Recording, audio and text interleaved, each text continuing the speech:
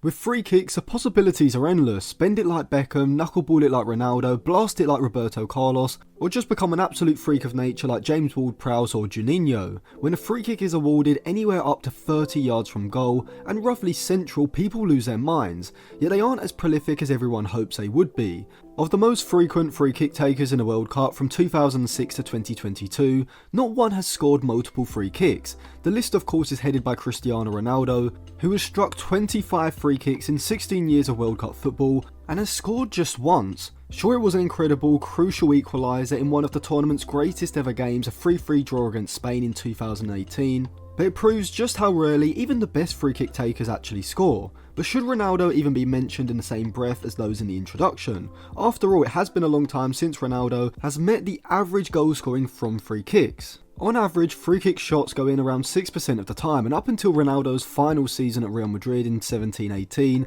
the Portuguese attacker was usually above average, but then his powers seemingly started to wane. Ronaldo, during his first spell at Manchester United, was almost certainly the most well-known proponent of the knuckleball free kick. However, the Brazilian Juninho, who played for Lyon throughout the 2000s, is not just a superior knuckleball free kick taker compared to Ronaldo, but he's arguably the best free kick taker of all time, or certainly in modern European football. Now, we have got a video out on the knuckleball, so you can check that out on our channel, but just briefly, the knuckleball technique aims to get the ball up and down over the wall by hitting the ball centrally around the valve with very little backspin, creating that kind of dip that really makes it hard for keepers to save. But Juninho is almost a freak of nature, and since he's left European football, we've rarely ever seen anyone get even close to his ability with the knuckleball. And so because the knuckleball technique is so hard to master, for most players the curling technique that the likes of James Ward-Prowse, Lionel Messi, and most famously David Beckham have all used, is more often than not going to be the most effective free kick technique. However, a knuckleball or a hard driven shot are the way to go the further out and even wider that you are, but usually free kicks in shooting range are just outside the box,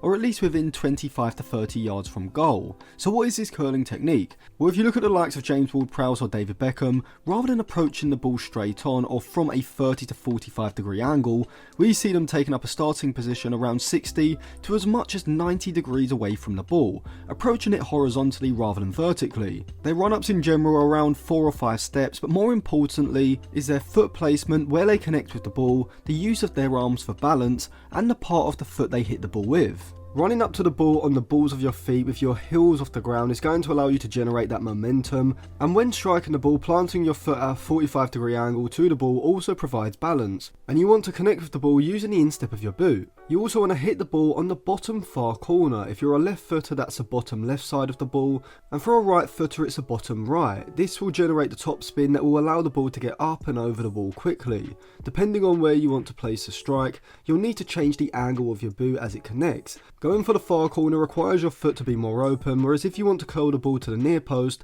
you need to wrap your foot around the ball more. If you watch Ward-Prowse and David Beckham, both players use a swing of their left arm to provide them with balance, which also allows them to transfer that energy from their upper body through their hips and legs and into the ball. And unlike with the knuckleball technique, you do want to follow through in order to create that top spin and curl. But what if you want a more tactical approach to a free kick, as after all, scoring using a knuckleball or a curling technique takes an incredible amount of skill and practice, and some teams just don't have this type of player in their team. And we can see this example from Ronaldo's time at Juventus, where Pjanic has a free kick but the angle isn't favourable to a right footer because it's more on the right side of the box, and with no expert left footed free kick taker, Juventus opt for a free kick routine rather than a straight shot. If you look at Ronaldo on the left side at the back post, you can see that he's taken up a position away from the main pack, and the aim for Juventus is to have their players in that crowd all move towards goal as Pjanic is taking the free kick, dragging the opposition's defensive line deeper and opening up that space just inside the box